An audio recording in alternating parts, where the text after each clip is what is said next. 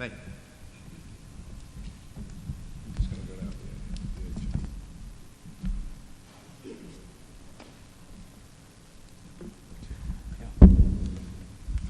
the edge. Okay. I'd like to entertain a motion to commence today's Mashpee Wampanoag Tribal Council and intergovernment meeting with the Mashpee Town Board of Selectmen on Monday, March 5th, 2018 at 5:37 p.m. Motion. Motion by Vice Chair Baird, second. Second by Secretary Anne Marie Askew. Discussion. Roll call vote. So, councilors, we're a little bit out of position, so when I say roll call vote, we're going to start with the Vice Chair, then we'll go over to the medicine man up the line right there, ending with Secretary Askew. Jesse Baird, yes.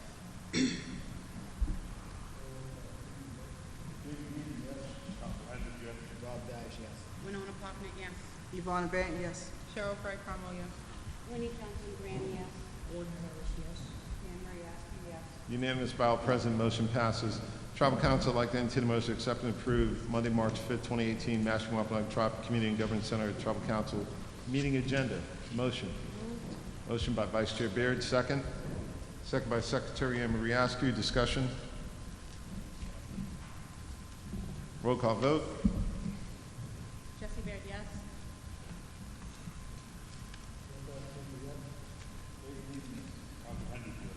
Rob Dash, yes. Winona Pocknick, yes. Yvonne Bant, yes. Cheryl Fry Cromwell, yes. Winnie Johnson Graham, yes. Gordon Harris, yes. Anne Marie Askew, yes. Unanimous by all present, motion passes. Public commentary. Public commentary. Moving on. Welcome, everyone. Good evening.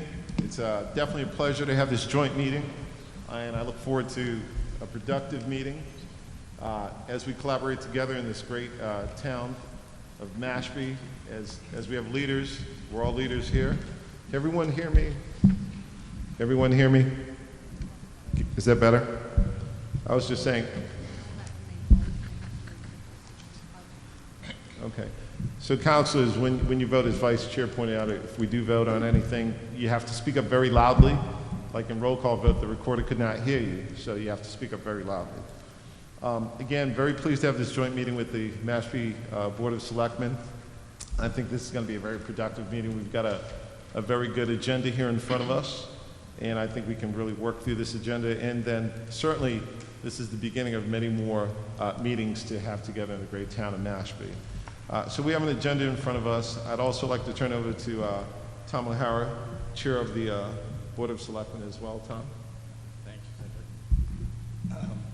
you, Cedric. Just to make sure that we have welcome to the Board of Selectmen meeting. It's not the Selectmen's meeting, but a joint meeting with the Board of Selectmen and the tribe leaders. And I'd like to open this meeting and move forward with our agenda as well. I think we're pretty much in line in keeping a couple of questions from both the tribe and from the Board of Selectmen as well.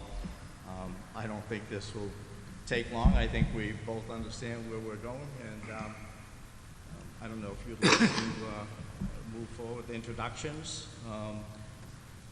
Okay. Do we? We can start with you. Go around. All right, I will. All right, that's what I'll do. So, Tom O'Hara, I have Vice Chair. John Cotton, Vice Chair. Paul Sherman. John Cahalan. Andrew Gottlieb. Kathleen Soares.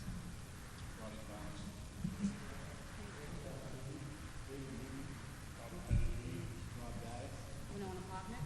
Yvonne Bant. Cheryl Fry Cromwell. Winnie Johnson Graham. Anne Marie Askew. Chairman Cedric Cromwell. And the most important,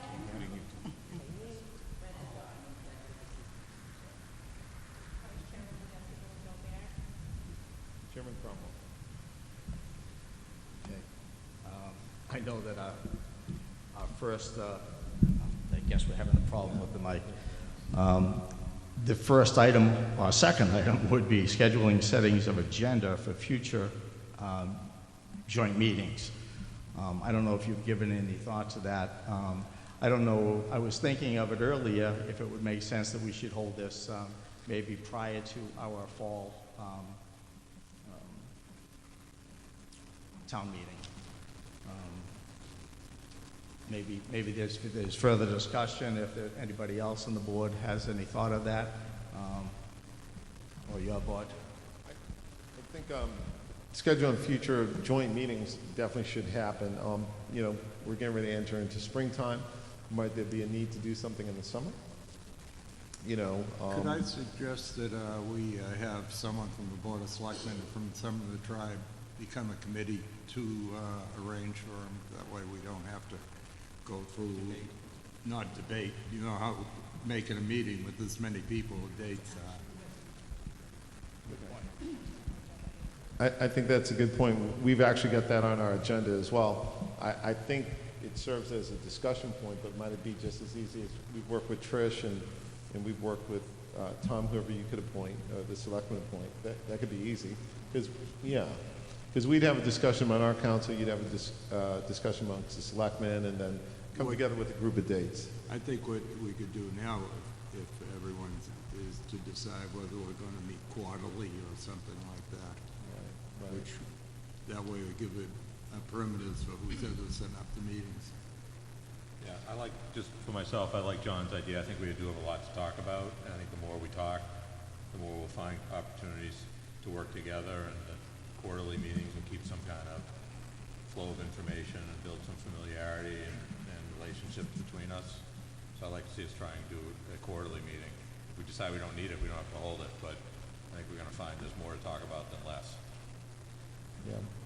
Any counselors, anyone? I think that's a great recommendation, quarterly. Counselors?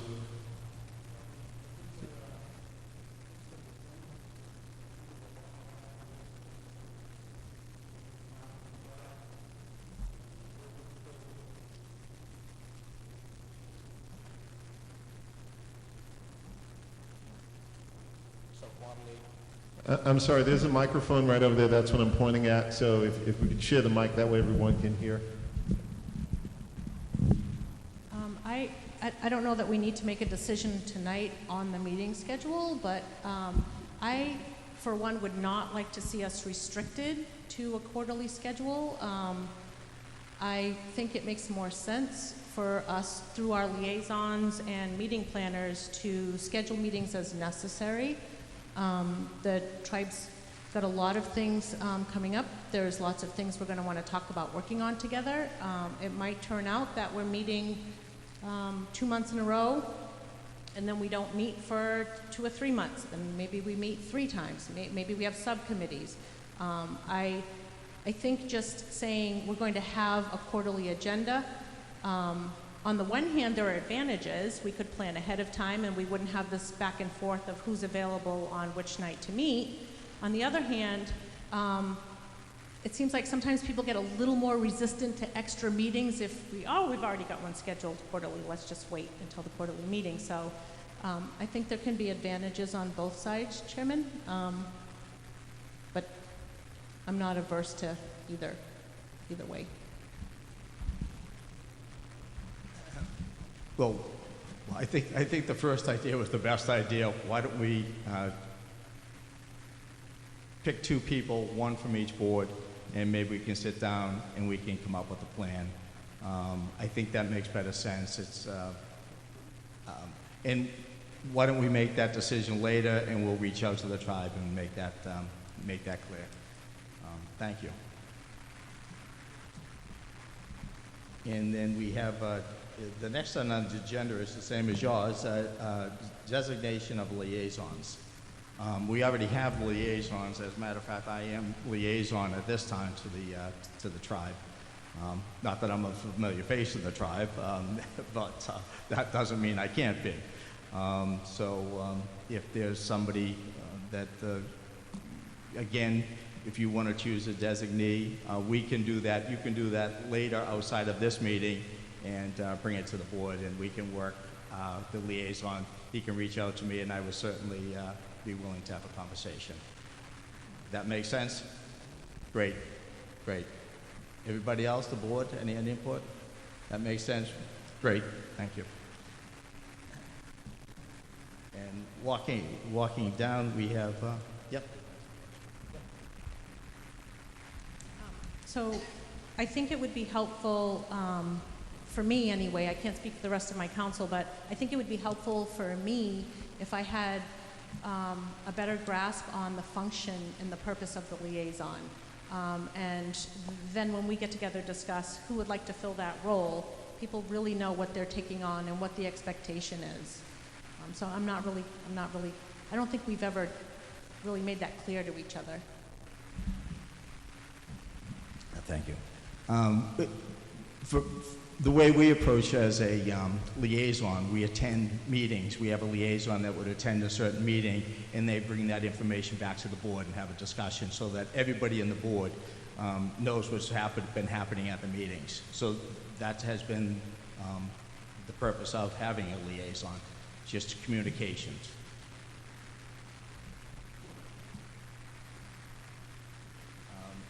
And then moving to you and status of the Mashpee Wampanoag Tribe land in trust.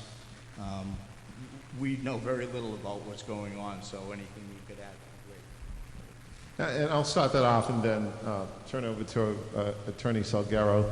So Rebecca, if you come up to the podium, that would be great. This is Attorney Salguero, tribal attorney, who's working directly on our land into trust submissions. What I will say is, as we know, the tribe does have land into trust both in the great town of Mashpee and the great city of Taunton, you know, a little over 300 acres approximately. It still remains in trust. As we know, with Judge Young's decision at the district court in Boston, he remanded the trust application back to the United States Department of Interior for further review under Category 1. So that submission, we've submitted a lot of information back to the Interior on that. That's under review, and I'm sure you saw recent news where we responded that the plaintiff said there would be notification any day, and there's no statutory, regulatory, you know, guidelines out there to say when they'd respond. But I'd like to turn it over to Attorney Salguero. I can add much more than the you. Young, is that better? Oh. Can everyone hear me? Hello? Hello? All right, I'm gonna.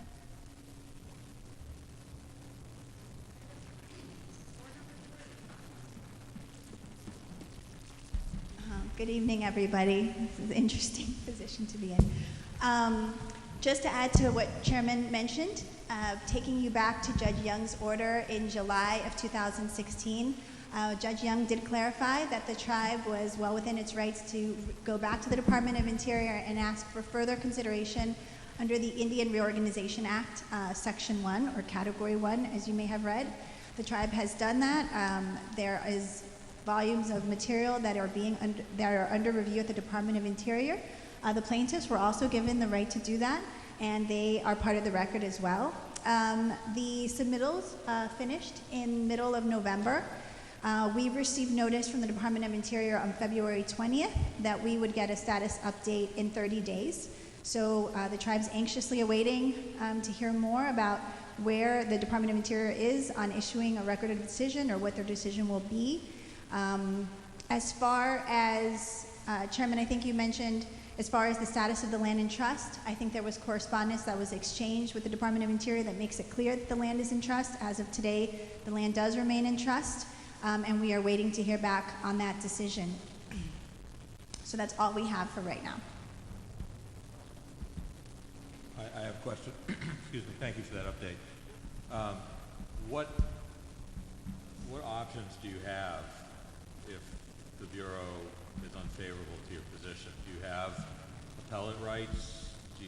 What happens in the unlikely or unhappy event that were to happen? I assume you've thought about it. I don't know whether you're in a position to comment on it. Right. So there is an appeal that has been filed with district court. So let's say if the department said no on Category 1, there still is a record of decision under Category 2 that still holds this land into trust. And so that appeal process, as Attorney Salguero spoke to, would kick off in that district court. There's also a congressional opportunity as well. So the appeal under Category 2 has been stayed pending the BIA Right. determination on this. So Exactly. you still have that whole process to go Still have that whole process, still have Congress, still have potential settlement opportunity as well. So there are many opportunities still available for the trust lands. And if they say no under the current category under consideration, does that give rise to an administrative appeal process, or does the Bureau? It could. We could appeal that process as well. So it could be a Category 1 appeal process as well under that. You still have the Category 2 appeal process that, is available in the court. So it could be 1 and 2, both of them. You still have Congress, you still have settlement as well. And obviously the appeals tie you up from doing other things that you'd rather be doing more productively with your time. So I mean, those appeals are negative for you, I assume. Well, it's an opportunity. It's an opportunity. I think obviously we'd like to see a positive Category 1, Rod. We would have not wanted to be in this position, period. Everyone knows who the tribe is, where the tribe's from, and what have you. And, certainly, a group of plaintiffs were funded by a Chicago developer to say, hey, the United States shouldn't give this tribe trust lands because it was all about them being denied for casino. Unfortunately, that's the state of the state. But I think you know me, Andy. My perspective is that, we still have the trust lands, and we still have opportunity with the courts, with Congress, with the Settlement Act. So there's certainly more mileage to go. Obviously, nobody wants to be in litigation. I don't think anybody raises their hand and says, hey, sign me up for litigation. But that's where it's at. There's a potential for that as well. Okay, let me ask you one other question, if I might. In this process, you'd ask the town to, support the tribe's position most recently. Is there anything that you could anticipate you would ask of the town so that we would be prepared to support you under the terms of the intergovernmental agreement as we have to date at any step in the process you see coming forward? Would you want us as a town to back the tribe in any future litigation proceedings? And if the answer to that is yes, what would the nature of that be so that we could begin to think about how to best position ourselves to be responsive to that? Or do you see that outside of sort of the four corners of the intergovernmental agreement between the two parties? This meeting is an example of collaboration, so I think we've been able to come together and talk about how to best support each other. And I think that's where we're going with this, how to best support each other, and that IGA is that IGA. And certainly your response in supporting the trust land for the tribe is very important. I think outside of the process that's happening right now, certainly as we go through the potential appeal process, support's needed there. Support is definitely needed there. If we have to go to a settlement process, there's support that needs to happen there as well. But any, silver bullet right now, I don't think we have anything in that sense. I don't think we have one to offer. It's just really a matter I didn't know if you had one to solve all this, but if you do, we'd love to have No, it. I just think that, we've tried to be supportive along the way administratively where we could be. And, I hadn't even thought about the prospect of if you enter into settlement agreement, whether that, as a interested party from arm's length, whether that's something you would consider having some involvement in, that might ask the town for something in that settlement process to help that along. It would just be good to know those things sooner rather than later so we can try and figure out how to deal with it. Andy, I think that's definitely an opportunity. It's definitely an opportunity, and I think if we get to that place, certainly that's something that we'd want to sit down and talk about, because that is an option, and that is an opportunity, and I think the history, and that situation still looms out there. It still looms out there, and that's something that I think sooner or later we'd want to resolve.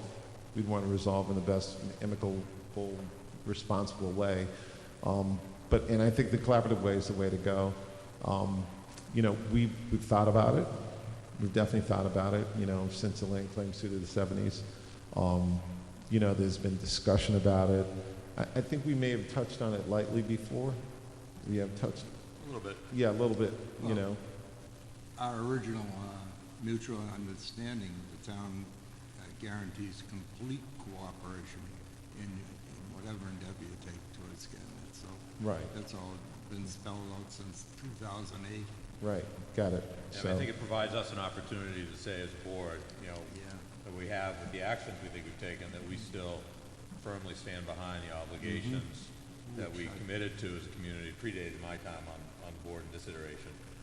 But we can still consider that to be the functioning document that guides a lot of our relationship Right. as it comes, as it was anticipated at that point through this administrative process. And then a lot of the other things we're going to talk about, sort of some of which could have been anticipated by the agreement, some of which couldn't be. You know, we just need to sit down and figure out how to talk through. and, sir, you're absolutely correct, and I think those conversations probably would happen in the future, let's say this year. We probably should have those conversations. I think we should have those conversations.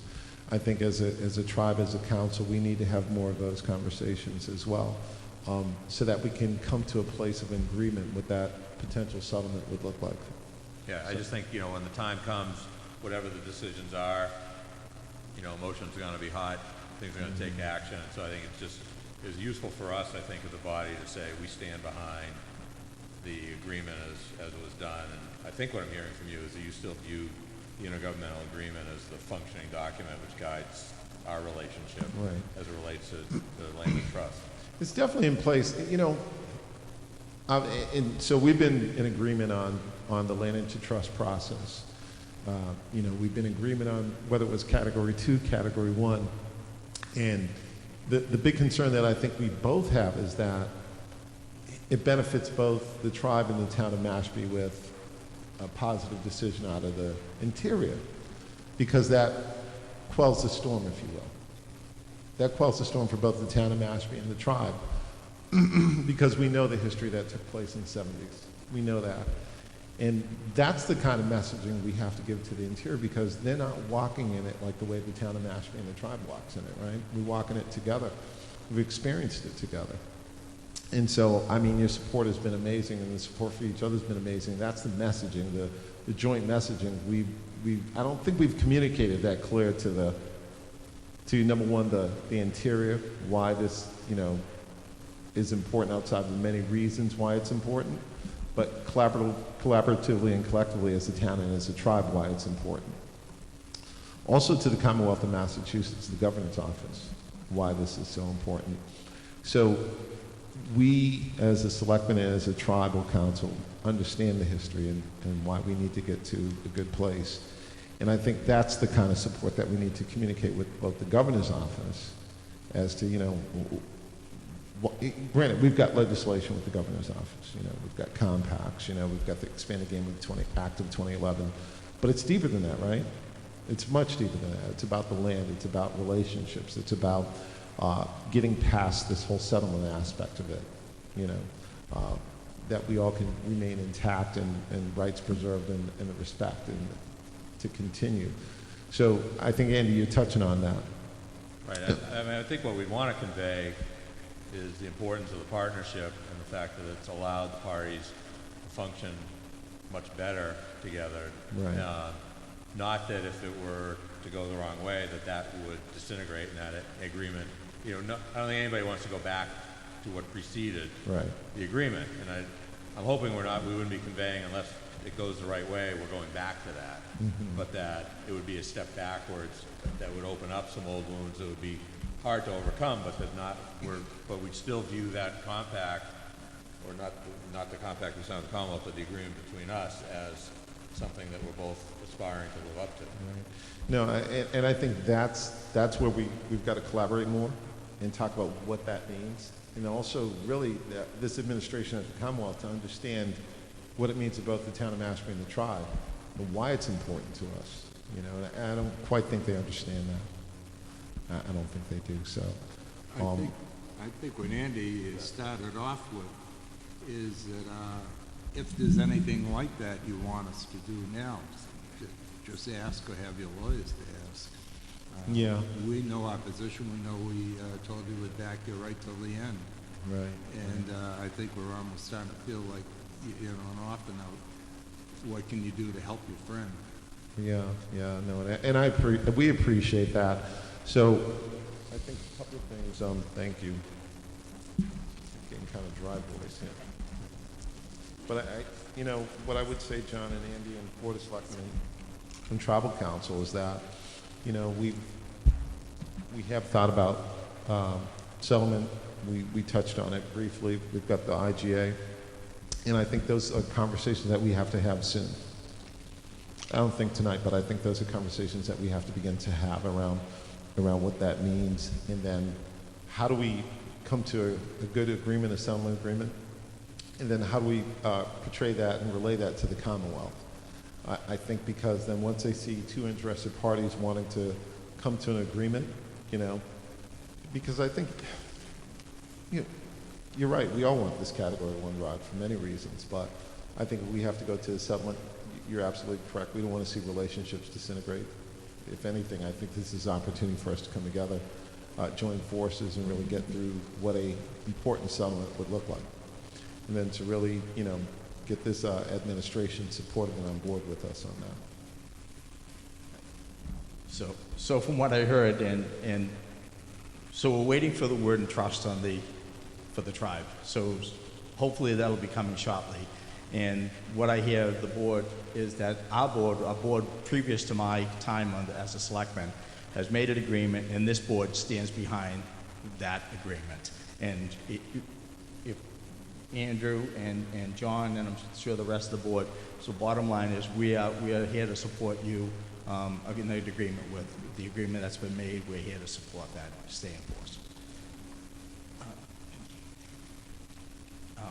Fifth, we have on the agenda, we have tribal housing development and affordable housing. I know you have the development on Meeting House Road, and maybe someone can bring us up to date as to where that stands in any future development as well. Thanks, Tom. With the tribal housing development, that's been something, when we had our previous housing director, Alice May Lopez, and then with our current housing director, Shelley Toby, and certainly with our housing commissioner, our tribe. Shelley, wave your hand over there. That's our housing director, Shelley Toby. And she's done some great work around getting us low income tax credits. And so that's very important as we go through that process to build some very important units for our tribal community on the trust lands. And certainly prior to trust lands, we were looking at the whole 40B process with tribal preference, obviously. But, we've got funding coming in place for that. And so we're pretty excited about that. Shelley, do you want to talk about that? Shelley Toby, everyone. Round of applause.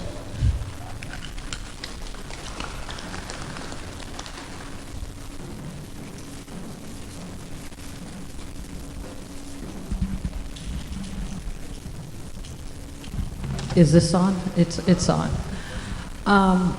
We anticipate starting the units in about June and completing the first phase of 16 units, which are 8 duplexes, by December. We have all the infrastructure in, we have all the roads, and so we should start in about June. 42 houses. 42 houses. We also have a wastewater treatment, and we also plan on putting in a community center there also, along with a play area for the children. And that should all start shovel in the ground in June of this year. We should start our first phase of housing our tribal members, and we do have tribal preference, and then we go to Native Americans, and then it goes to the general public. So there are phases that will go through with that also. So are those designated? Are there a number of homes that go to each of the groups that you just mentioned? No, it's tribal preference first. Entirely. So if the tribal members applied, they would take, if there were no more units, it would be tribal completely. If there's no more units, then it would go to Native Americans. This is through the NAHASDA agreements throughout the country, so that's the way that it happens. It goes our tribal members first, Native Americans, and then the general public. throughout Indian country, it's pretty common to have the general public mixed in with their native tribes, so it's very common. If we run out of tribal members being able to utilize those units, then we will go out to the general public. Great. Okay, thank you. Any further questions? I have a question. Forgive me for not remembering, when the project was originally permitted, I think it was a 40B, was it not? Yes. For a certain, I forget what the original permitted density was, the number of units under that permit. I really can't state that. I was not here at that time, so I don't know what the 40B process was at that time. So I guess, now that with that land being in trust, have the plans around the number of units changed with the trust status of the property?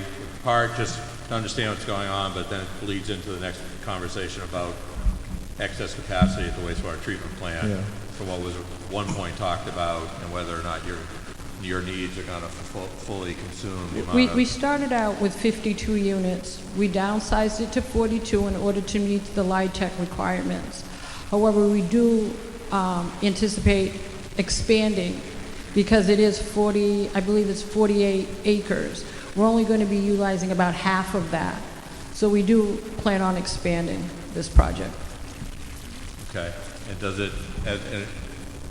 maybe at the hazard of jumping into the next part of the conversation, originally, or some time ago when the town was doing its wastewater planning, there had been discussion, again, predating my time on the board, that the treatment plant that was built using ARA money had capacity that might not be utilized, at least at the beginning phases, or perhaps at all, by the tribal housing and any associated use of the property, and that there was a potential that the tribe might be interested in selling some of that capacity to the town to pick up the stretch down towards town hall and sort of those cluster of buildings.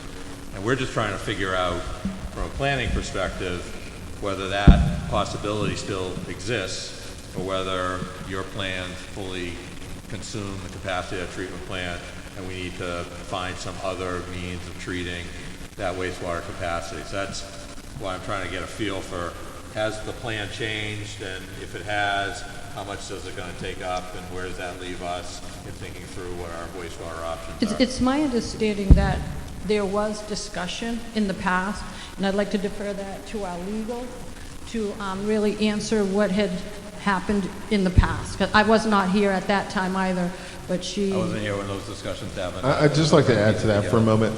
I think, initially when we first got it in place, and, we're still going through the design plans with the process, and the thought of our wastewater treatment plant is big.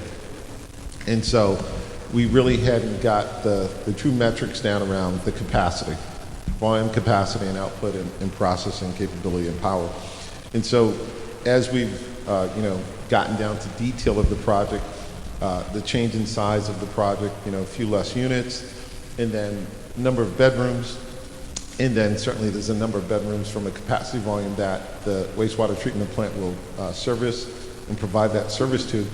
We're realizing that with this current design at half capacity, I'm pointing that just out, we'd be at half capacity already with the current design plans, just with phase one. So as we get to phase two, I think we're going to meet that capacity. And so back then, we didn't have the information, right, as to, what that volume metric meant from the capacity, bedroom size, phasing, and all that. And so as we've gotten down to, okay, now we're doing LIHTC, right, LIHTC requirements, here's the amount of units that we're going to build, here's what it means from volume capacity. The housing director was able to share that with us. We're seeing just from phase one that we're going to be at half capacity. And then getting to phase two, I think we probably just have a buffer left.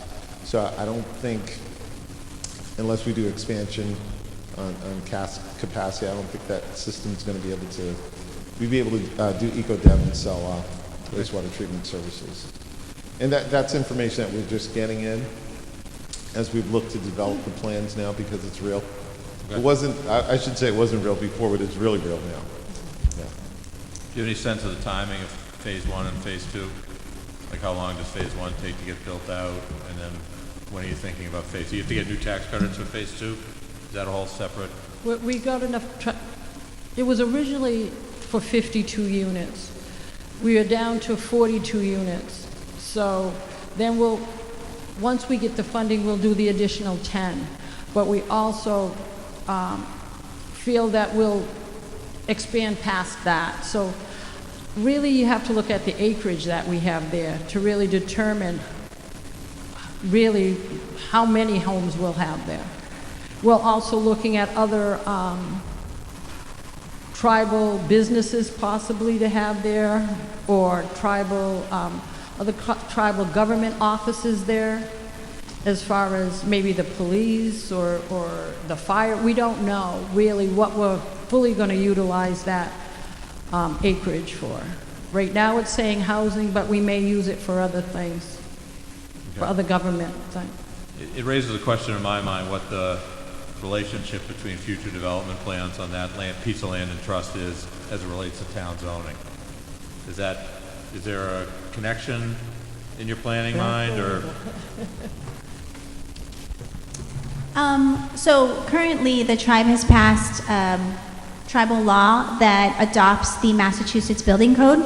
So any development that is constructed on tribal land will adhere to a standard that is as high or higher than the Massachusetts Building Code. As far as zoning, is that your question? So, I mean, we expect the land to remain in trust and for the tribe to continue to expand its land base. Should the land be taken out of trust? Is that the question specifically? No, the question specifically was, does the town zoning have any relevance to the potential future uses that you would put to the land or represent any sort of restriction or guidance to tribal development, or is it whatever governs the tribe land use is what governs what happens on that property? Well, zoning, I mean, just as a part of Indian law, zoning, local zoning and town zoning just does not apply in reservation land. I think, of course, you know, the tribe reviews that as a model, takes into account the community they live in. I think they're a very big part of this community, and that would be taken into account, but there is no legal requirement that the town zoning regulations or bylaws be incorporated by tribal law or be enforced in any phasing whatsoever, as long as it's on reservation land. What about building permits? Same.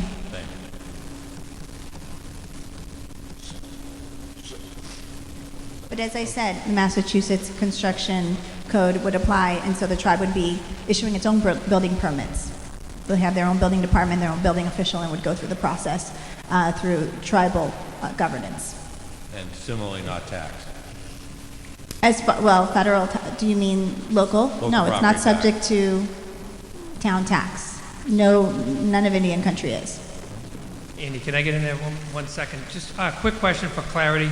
I've heard reference of houses, units, and duplexes. Mm-hmm. So just for clarity reasons, can you clarify, it says 42 houses? Or are those 42 duplexes? So There are it's 42 units? 42 units. Yeah. Okay. 42 units. And each one of them are they duplex? Yeah.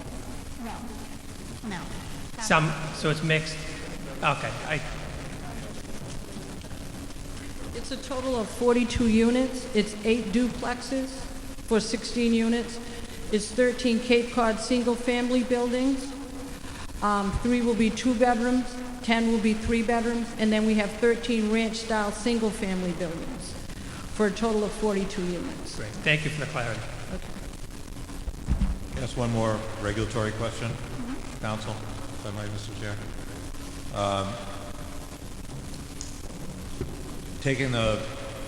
I understand the logic you presented as it relates to environmental considerations like wastewater flow. Mm-hmm. What's the governing principle around the appropriate method for waste? You've got a treatment plant that's got a certain amount of capacity. Mm-hmm. If that's exhausted and you develop beyond that, what's the regulatory framework that's going to govern whether it's Title V, whether it's wastewater treatment? Does the permit apply? How does that all work? I mean, again, permitting is not going to apply. There is no local and state permitting that will apply. The tribe will evaluate. They have an engineering firm that's evaluated the wastewater treatment facility to understand what the current capacity is, what expanded capacity it can have. They will develop in that accordance and then evaluate it as they phase out. As I said, the tribal building official, if there is one in place at the time, will be making that evaluation. There'll be regulations in place. I mean, it will run exactly as the town of Mashpee runs. So I would think whatever you consider on the town of Mashpee side, the tribe would incorporate something similar as done everywhere in Indian country. Right. Just to add to that, Andy, so for instance, on our tribal codes, we've adopted the International Building Code, which is the standard that the Commonwealth of Massachusetts uses. So in principle, around wastewater treatment, we'd adopt those federal standard codes as well that I think the town uses, that the Commonwealth uses, so that there's something that looks very much the same, but we'd adopt those as tribal law and tribal policy and tribal I just think it might be regulatory. something, as a future topic that we have for conversation, especially as we look at water quality, which I think we all share the same objective towards. The future, the wastewater treatment plan for the town assumes bringing things down to acceptable levels given what's currently built. And then what goes above and beyond that additional loading needs to be dealt with. So having some understanding of what your discharge standard is, what you're going to design to, is an important feature in understanding how much nitrogen needs to be managed in the remainder of the town so that we don't end up undermining the progress that we're in the process of making. So having some kind of conversation and real understanding of what we're designing to, because, standards have moved. And that facility is now several years old, hasn't been turned on yet, and the permitting standards are in flux. And so, sometimes higher standards mean more money. So sometimes it's hard for the regulated to meet their own objectives, So it would be important, I'd just like to have the ability to understand what you see coming from trust land so that we can account for it in managing the overall load in the town. Well, absolutely. And Andy, you're right about that from a partnership perspective. Chuck Green and team are constantly doing water quality testing, as you know, with the sonics in the water and measuring that. That's a service that we provide to the town today, as well as the tribe, and that's always under review. So we take the water quality, the nitrogen levels very seriously, as well as with our shellfish farm, as you know, that helps clean up the bay considerably. But as we move forward with this development, certainly as I want to point out that, we adopt the codes that are understood, that are within regulatory compliance, and then we make them tribal law. And then, from an engineering perspective, as Attorney Salgaro pointed out, we look to stay in that kind of compliance. But you're right, also, what is the emission of the nitrogen levels that associated with that wastewater treatment plant, the toilets that get flushed in each house. And so that's something that we'd take seriously as well and be able to report back. We don't have any information on that now, but I just think it's something we need to talk to. It's something we need to stay closely communicating on. So, in that, I'll move down to the next item on the agenda, which is the joint pursuit of economic and wastewater projects.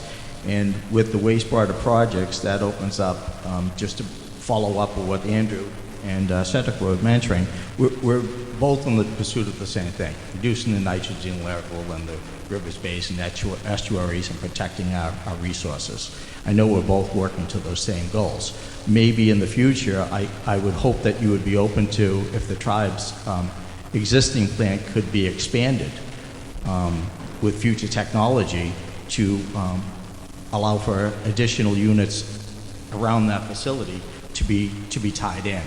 And that would be beneficial to the town. So I'd like to have, if that's something that the tribe would be interested in, that's something to me, and I'm sure to Andrew, that would be beneficial to the town.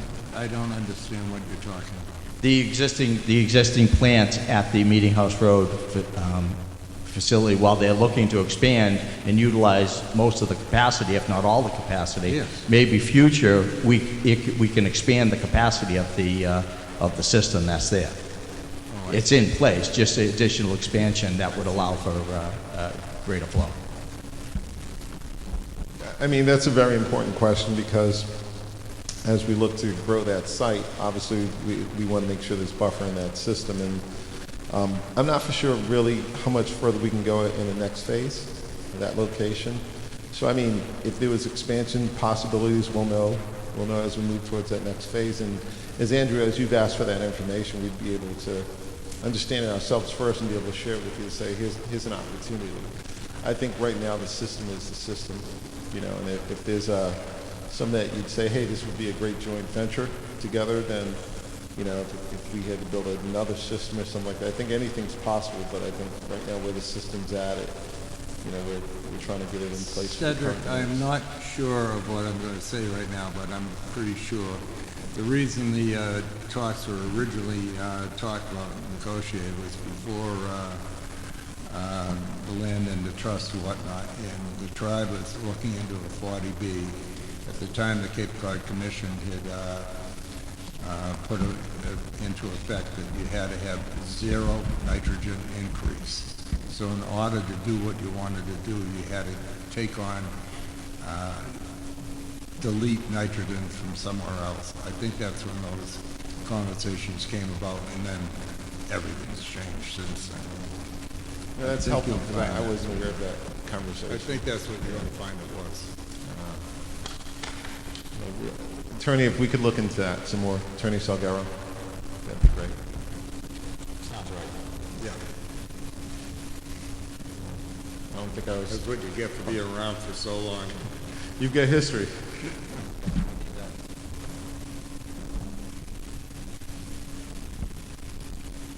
Are there opportunities, you know, we talk about it a lot, you know, where we pursue grants, and then I know you're pursuing economic development grants. Are there opportunities that you see where we have the opportunity to work together, where either your proposal would be strengthened by partnering with us, or our proposal would be strengthened by partnering with you?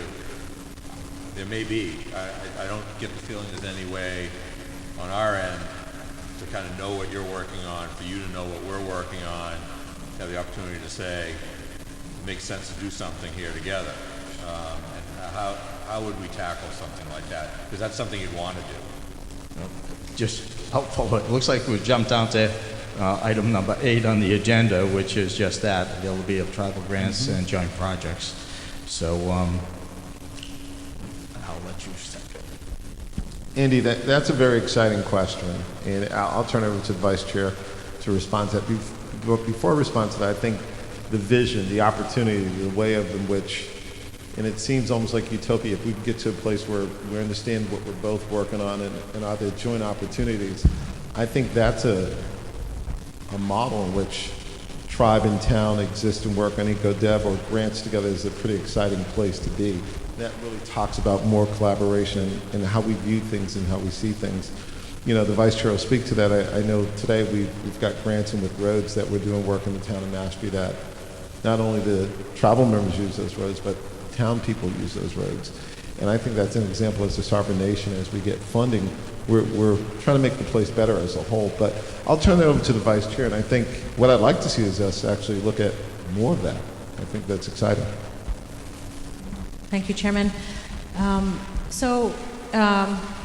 Yes, we do have opportunities to work together as two governments for the betterment of the town. But, you know, I just want to start by mentioning that we are currently working together on a number of items.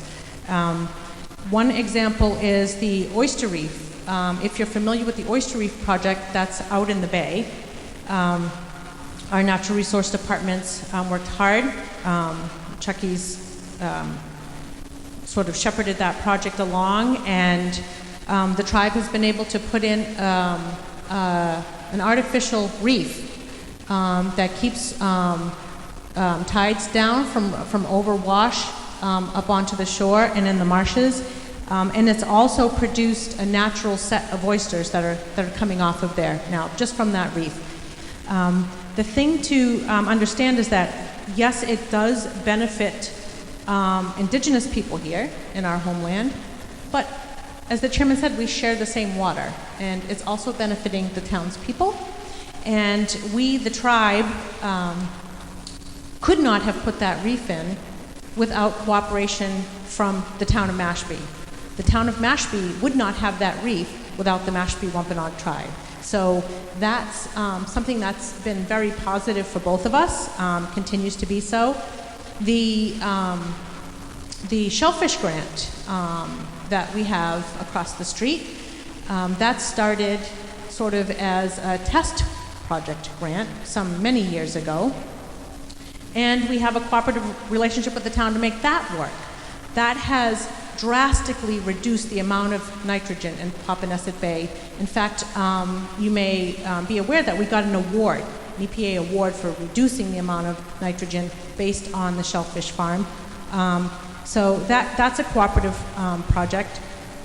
We also currently have, through the Indian Rural Roads Department, all of the roads in Mashpee that tribal citizens use are considered part of the IRR roads program. As such, the tribe is able to work on different sections of the town, different sections of roads that we can work cooperatively, and we're working on one right now, I believe. We're working on one right now with the town in one section of road, and we also participated and assisted in the study for the Eastern Corridor that's just been conducted. Those are all things that the tribe benefits from, but also the people that live here benefit from. And certainly we can continue to look at projects like that. I also would like to mention that the tribe does have the ability in the future, Chucky and I were discussing it, to going after federal funds under Section 319 and under Section 106 and 105. These are programs that the tribe will be eligible for that will take care of water quality and water testing. And as the chairman's mentioned, we already have sondes in the water. We're working cooperatively with the town on that water testing. However, we could move forward with developing our own water quality testing facility that would be partially federally funded because we are a federally recognized tribe on sovereign land. Right now, if you want a water sample tested, it takes roughly 3 weeks to get it tested through the county. If the tribe puts up its own facility, we could test water that day. We could test water immediately, depending on the tests we're running. That would also benefit the people that depend on clean water in this town besides just the tribe. We also have the ability to get air quality funds that, of course, we all actually happen to breathe the same air as well. So there are a number of projects we could work on together. One of them that I think could be potentially promising that we should develop and discuss further at future meetings is allowing access and protecting our off-pavement roads. Now, most of you probably know that you could at one time travel Great Hay Road from the bay all the way to Cape Cod Bay. In fact, if you look at it on satellite, you will see today still that Great Hay Road runs right across the base. You can still see that historic road there. The town and the tribe could potentially partner to start something like a ranger program. So other federally recognized tribes have ranger programs where they have tribal rangers that are off-road and they're patrolling. What the town would have to be willing to do is to discuss access. So those funds, in most cases, correct me if I'm wrong, Chucky, in most cases, those funds are available to tribes that are offering to create more access. So, for example, if the tribe were willing to work with us on a ranger program, the town would have to be willing to remove gates and allow access. Now, one of the reasons we all know that we've had the gates is trash. If we had a ranger program, and these are officers that are out there daily on the trails, and that's all they do, your trash problem, your crime problem, whatever's going on our trails could be eliminated, and we could do a great service for this town. But as far as the exact number of grants, Andy, there are so many federal projects that we can continue to work on the ones we've got going now cooperatively, but we could exponentially expand these programs if we sit at the table and figure out what is the need, what can you bring to the table, and what can we bring to the table, and how can we move things forward. Yeah, I mean, you just brought up 3 categories where we don't do enough together. Mm-hmm. Whether, we banged heads on the access issue, but we really haven't talked about the other side of the coin. I just want to finish, I'm not done yet. Okay. The last thing I do want to mention is I want to give a shout out to the Mashpee School District. This year we formed a new partnership, a historic partnership with the Mashpee School District. And for the first time in the town's history, children in this town can take Wampanoag to meet their second language requirement. I just want to let you know, in case you don't know, in the language world, in the world I move around in, the entire country is talking about this. And this is also being, Mashpee High School class is being used at the congressional level of a model of what's possible in local communities. So I just wanted to put that out there, but I know I touched on a number of different programs, but really there are a myriad of programs that we could cooperatively apply for funding. Yeah. Well, just on, just the ones you mentioned, access, roads, we get Chapter 90 money from the state. It's possible we're planning on spending some of the Chapter 90 money on roads that you could get money for under your road program, and if we just picked another road, we get twice as much work done. And it's just a matter of knowing what each one's working on and what the potential is, so we should have that conversation. On the water quality side, I know that Rick and Chucky work probably better. Those two departments probably are the model of cooperation between town and tribe. Probably work as well together as anywhere in the country, I would argue. That doesn't always get to us.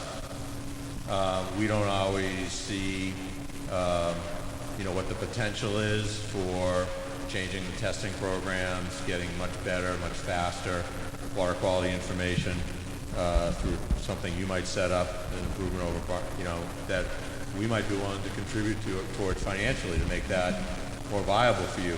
I just think that on these key areas, and if you just want to pick, you laid 4 out. Education, you're working well with the school committee. We've been told by the school committee we don't have much to say about what they do in the schools, so that's probably not the right place for us to go as a board.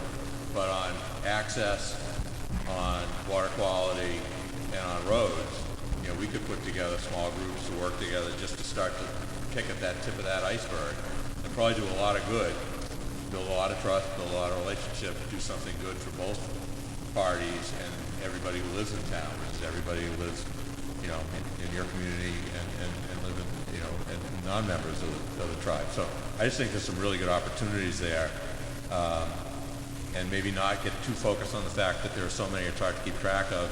Let's try and figure out 3 of them.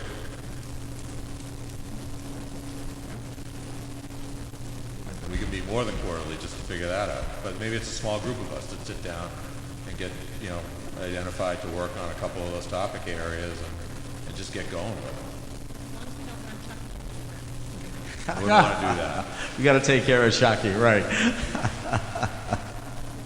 No, all good points though, and it's glad to hear that you're working on them now. This could happen pretty quickly from the things that you point out. So hopefully we can pursue that and make that happen quickly. I think that brings us down to a final topic, and that is the Shellfish Regulations. And I guess the question there is if we're all abiding by the Town of Mashpee Shellfish regulations, meaning the tribe and the residents. And maybe if I might, put a little bit finer point on that very broad topic.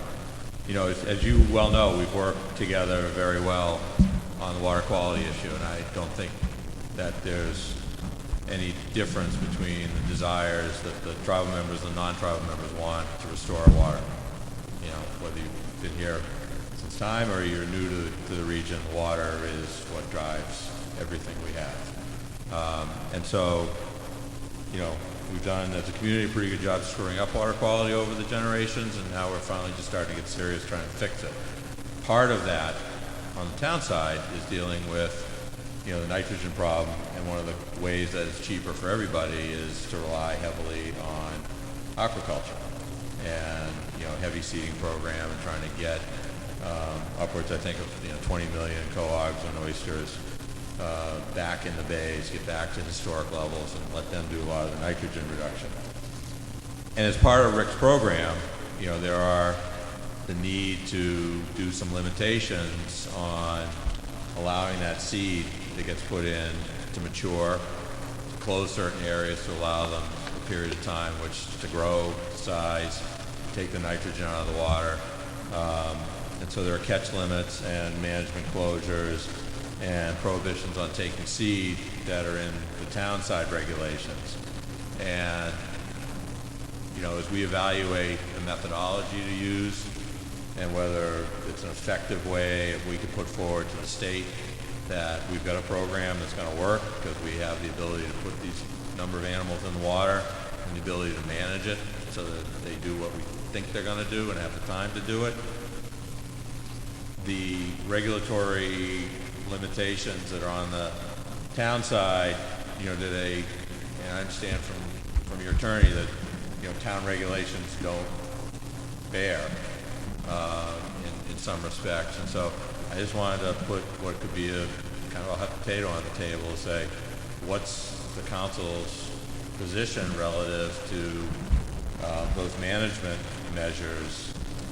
Because it'd be helpful to us to understand that as we figure out whether we can go down this road any further on water quality. And we don't really understand where the council is on that issue. I'm going to turn this over to the Vice Chair, but also Rebecca and Chuck, if you want to speak to it as well, you can. I'll turn it over to the Vice Chair first, and Chuck's there as well. Rebecca's there. Buddy, if you want to speak to it, you can as well. So I am actually speaking for the chairman, Vernon Pocknett Jr., who is the chairman of our Natural Resource Commission on the issue. It may just be helpful to just give you some background that the tribe has historically been known as a tribe that has exercised its Aboriginal rights staunchly and stood up for them. In fact, in the 1980s, we were offered, some of you may know, a settlement agreement for federal recognition. But one of the conditions of that settlement was going to be that we would agree to give up our federal hunting and protected hunting and fishing rights, Aboriginal rights. And this was really the straw that broke the camel's back. The tribe was not willing to move on Aboriginal rights.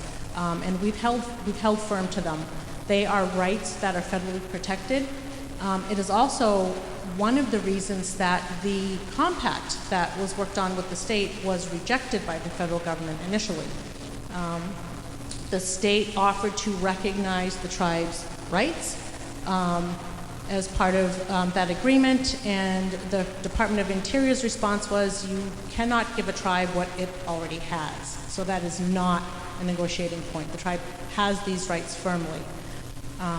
With that being said, I will say that the tribe has received an award for removing nitrogen from the bay with the quahogs that we've put in there, and we would like to expand. We have another 8 acres we're not using that we plan on expanding, and we've already started that. But I also want to say that over the past years, the Natural Resource Commission has sat down and asked the town, how would you feel about starting a relay? We don't do a relay. So I don't know if people are familiar with a relay, but it's a way you take fish from an area that is known to be contaminated or historically contaminated, and you move the fish and clean it, and other towns are using relays, and they're using them successfully to remove nitrogen loading from the bay. So yes, we would like to put more seed in. Yes, we would like to put more fish in. Will we ever say that tribal citizens will not exercise their Aboriginal rights? We will never say that. No council person you will ever see will ever say that. No tribal council would ever agree to that. And it is our responsibility while we're alive to protect those rights for other tribal citizens while we sit at this table.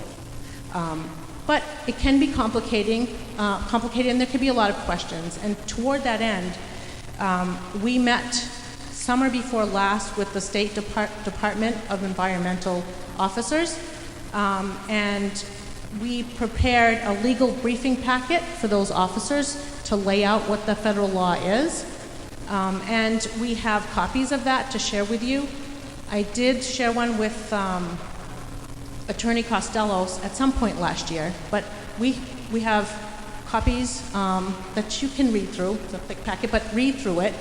And maybe at our next meeting or a meeting after, if you have questions, we can go through those, answer those for you, and maybe that'll help. But I will say, I can read you documents from the 1700s where the tribe is insisting on having its hunting, fishing, and gathering rights respected, their Aboriginal rights respected. And we're one of the few tribes in the country that have come through the recognition process with all of those rights intact.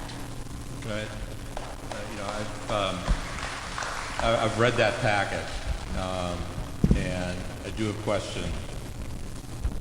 It's my understanding that sometime beginning in the early 90s that the Mashpee Shellfish Regulations were adjusted and amended to make it clear that there would be no enforcement issue with the provision of a tribal identification card, and that there was an understanding, and I'm not sure what the form it took from the council's perspective, that things like prohibition of taking seed, catch limits, and designation of areas for management closure, and commercial areas versus family areas that were reflected in the Mashpee Shellfish Regulations were recognized as generally applicable on a voluntary basis by the council. That was my understanding, and that has changed. Not only is that not the case, there was a very public state Supreme Court case and decision in the 90s, and the case concluded in 1994.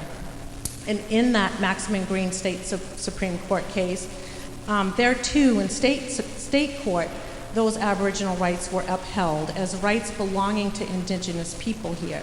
So let's say I wanted to tell the town, the secretary asked you, I give up her right to hunt and fish. I don't even have the power to do that. I don't have the power to do that. No tribal council has ever taken a vote to do that. And instead, we've worked very hard to make sure that never happens. So I'm not, I've heard, I heard a verbal agreement from this person, that person. We're a government. We can't bind the tribe ever as elected officials by a verbal agreement. It's just not the way it works. Especially a federally protected right. I guess I'm asking to be properly educated then on the history, if I might, without I'm not saying that I have an issue with Aboriginal rights. I'm not questioning that heritage and that right to continue that. I guess what I'm trying to understand is, was there anything that has changed in the last 20 years about the council's position relative to the applicability of any aspect of the Mashpee Shellfish Regulations, either abiding by what the town put in forth for permit holders, or something that, as a regular exercise of your own police powers on your own community, that you had adopted that has changed or is not in effect now that has been over the last 20 years? No, there hasn't been any change. The town did, for its convenience and I guess for the help of employees, put that clause in its shellfish regulations, but certainly the tribe didn't ask them to, and we just wouldn't have had the need to do that.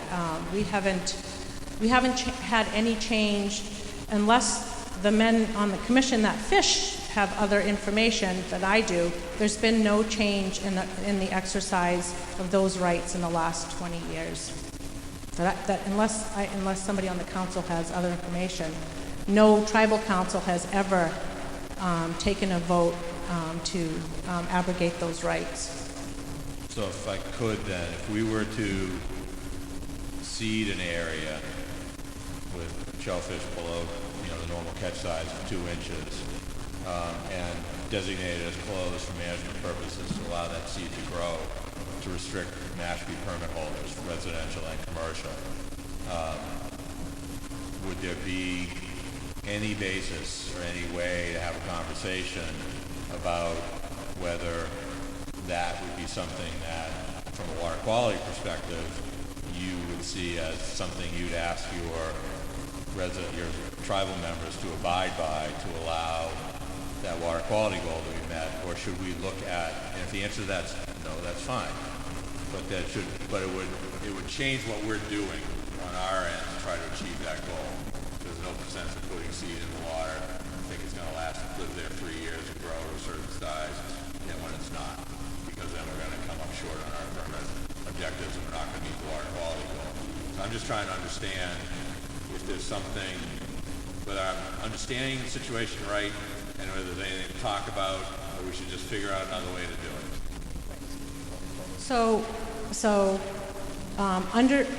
Under federal law, under the federal standard, if you can show that an Indian person, an indigenous person, taking one more item of any particular species will cause the decline of the species, then you may request a prohibition federally. But until you can meet that standard, that wouldn't happen. There are more shellfish permits for the general public in this town than there are tribal heads to even fish. I mean, I'm not suggesting that there's a we're talking about a stock species. issue. I'm talking about a stocking. I'm talking about a stocking so program, am I. a put and take program. Right. So, we're artificially seeding to get back to what was there.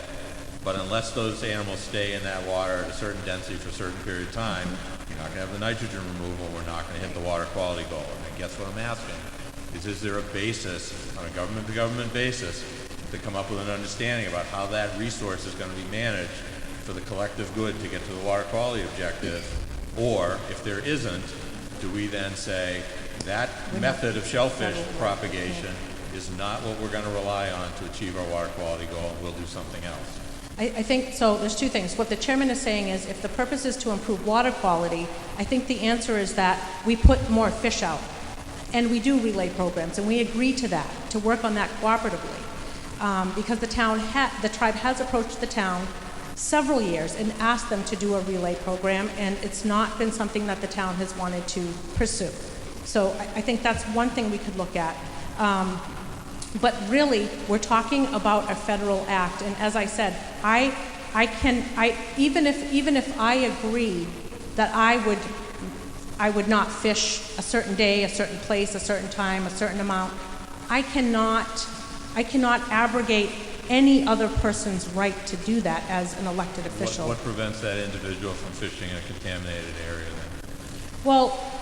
Well, actually, under federal protection, if I, as an individual, wanted to go get a piece of contaminated fish and eat it and possibly die, I could do that.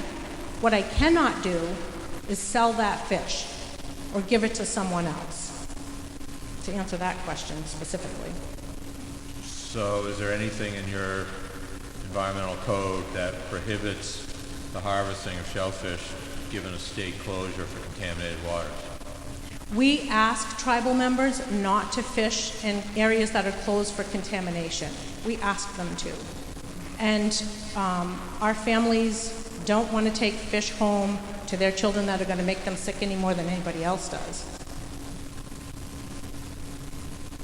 And if someone does it, do they subject to any enforcement by tribe? So there is no regulation of shellfish harvesting at all.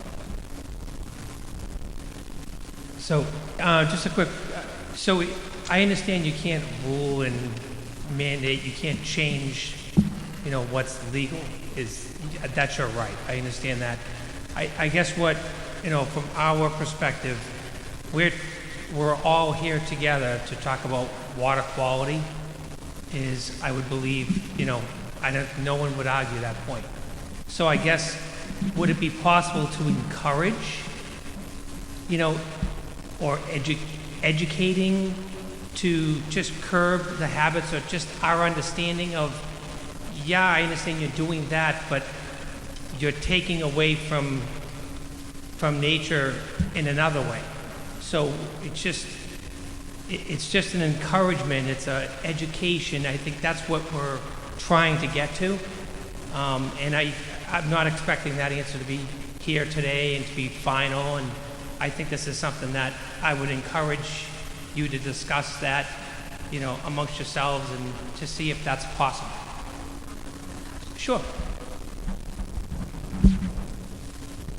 I must say honestly, I take a bit of exception to the statement, because that takes the position that there is the assumption that Wampanoag tribal citizens do not understand the importance of seed being in the water and letting the seed mature. I do not believe that people that have been here for 12,000 years and have managed the resource, it was there for thousands of years without being depleted. The people that fish here for sustenance, they do have an understanding of that. Will I say that there's ever a society where every single person understands just the proper and common sense thing to do? Absolutely not. Every single culture and community will have people that do not follow the traditions or practices of the rest of the community. That's just a part of human nature. But on a whole, I would take the position that we have been the best stewards of this land and the waters since we've been here, and we will continue to do so while we're exercising our rights. So I guess what I'm trying to get a handle on, well, I have two questions. One is, what's the definition, as you mentioned it, Vice Chair, what's the definition of sustenance? Is sustenance for one's own consumption, or sustenance also economic? Okay. What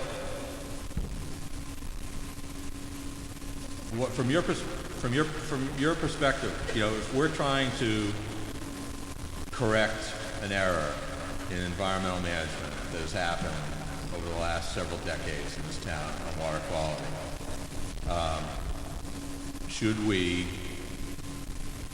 be relying on, you know, the approach that we've been using through Rick's department in coordination with Chuck and your department, sometimes agreeing on methods, sometimes doing something slightly different, generally working together?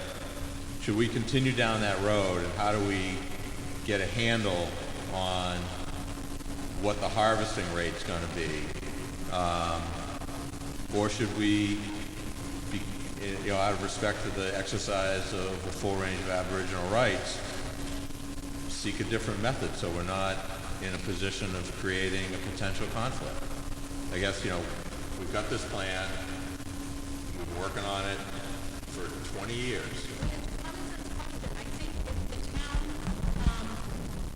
I think that's a stock question. So I think, and it's a good question, but common sense says, look at what's being taken out of the water each year as a count. If we know how much fish is being harvested and we put that at minimum that much more in, then we can get ahead of this. If that's what we're trying to do, is to keep the stock level or increase it. Figure out how much is harvested each year and put that plus some back. It's just, and again, I definitely can tell you for a fact that the gentlemen on our Natural Resource Commission, and sometimes women, are not averse to adding more fish stock to the bay and to the beds, and also looking at relay programs. I guess we need to have a method to work with you. We have some rough idea of what permit holders take out. I don't think there's any way for us to accurately and benignly ascertain what tribal members might be taking out without being perceived as somehow infringing on your right to collect it. So how do we, this is a practical question, how do we come up? It's been asked before regarding with that herring. The town just asked us to do a count. If you recall, we had a moratorium on herring for some time because the stocks are depleted. And while tribal citizens did not agree not to take herring, we did agree that we could help the overall picture by counting the take. And certainly, I don't think there would be an issue with anybody saying this is how much fish we harvest each year. This is how much the town non-tribal citizens harvest. Let's make sure we put at least that back and then some. I don't think that's a big issue. I could be wrong, but from sitting as the liaison to Natural Resource Commission, I don't see that being an issue. But they could tell me that I'm crazy, but I don't think that's an issue. I just think this is an issue we're moderately far down the road on, and I think we need to figure out how our two programs can coexist with one another, and whether the town side needs to make a change in practice so that, you know, the representations we're making to the regulatory world who do bind us, and we just, you know, have an agreement between Barnstable and Sandwich and ourselves on Papaneset Bay cleanup where we say we're going to take this much nitrogen out of the water and here's our plan to do it. If the plan we have isn't going to work, or it requires so much seeding that, given the take element of it, that we can't get there, then we need to figure out, you know, what we want to do differently. So I would like that to be a subject that maybe we have a little subgroup, or we have another meeting kind of dedicated to it, where we can try and figure that out. You know, with all respect to council's position on that, you know, we need to react to that reality and make an adjustment. I think we need to make an adjustment to our program and our practices so that we can achieve the goal that we want. And if we achieve our goal, everybody in the town's going to benefit from it. And I think it was Andrew that said something like that the disruption of the seeds during this period of time while they're seedlings would prevent them from reaching maturity. Well, if they get harvested or moved, then they don't serve the purpose for which they were placed at that particular location. You know, Rick's got a fairly detailed plan about how many, where, for how long, to treat each one of these individual estuarine systems to the level that it needs. And if we're not going to sustain that, that's fine. We can do it a different way, but we need to know what that's going to be. Right. So I guess. And it was all predicated on prohibition taking a seed, catch limits, designation of management areas, and non-commercial use in family areas. And if there's a segment of the people that fish in these waters for whom those restrictions are not appropriate, then it just changes the map. Oh, I didn't. So you're not. I can't imagine that anyone's harvesting in a commercial or someone's residential grant. No, we're not talking grants. We're talking about free-range clams and oysters. He's making the case that, and the case has been made that the seed's being taken before the fish can grow. I don't know that tribal citizens are doing that, and if they were, we don't have enough people that fish anymore to affect it, number one. And number two, if we feel like too much fish is being taken out of the water, then let's put more fish in the water. But I'm certainly not going to sit here and say the Mashpee Wampanoag tribe is taking seed. We've known for centuries that a seed grows to a larger piece of fish. Yeah, doesn't make too much sense to me. I mean,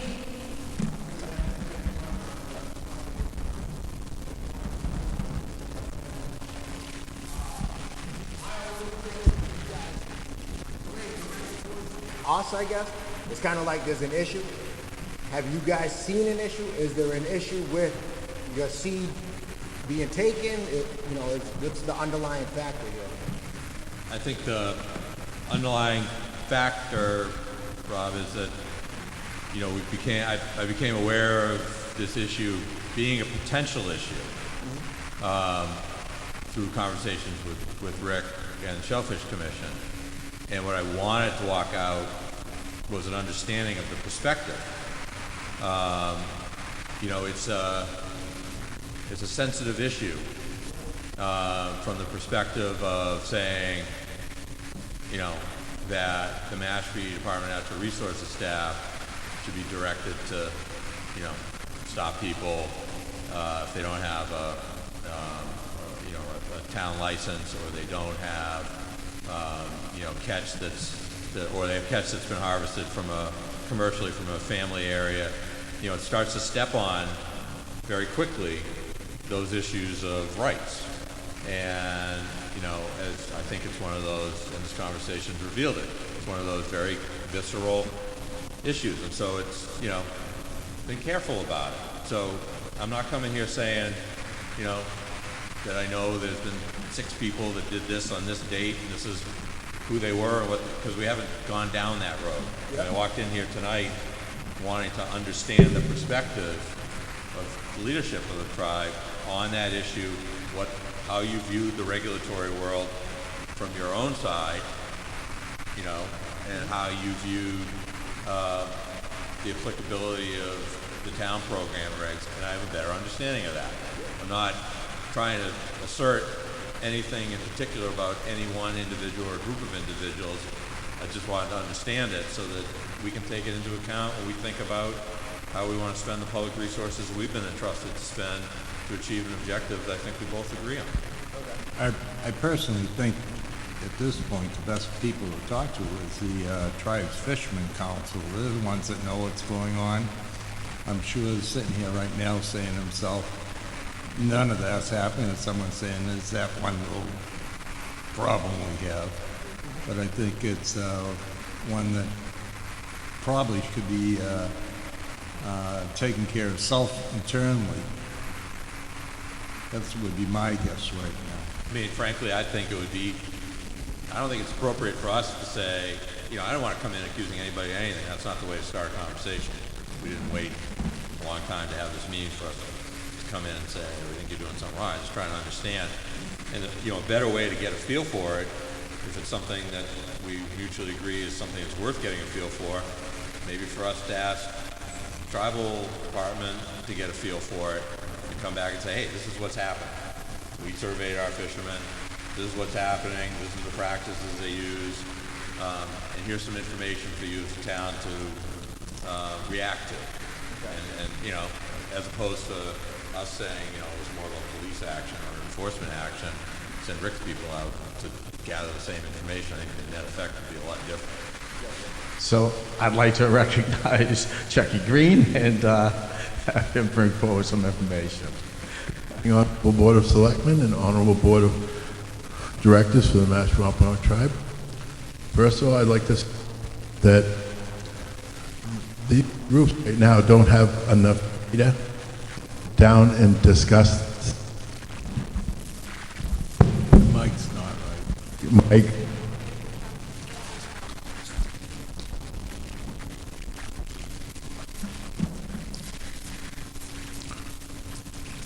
Well, like I'm saying, does not have enough information to deal with this right now.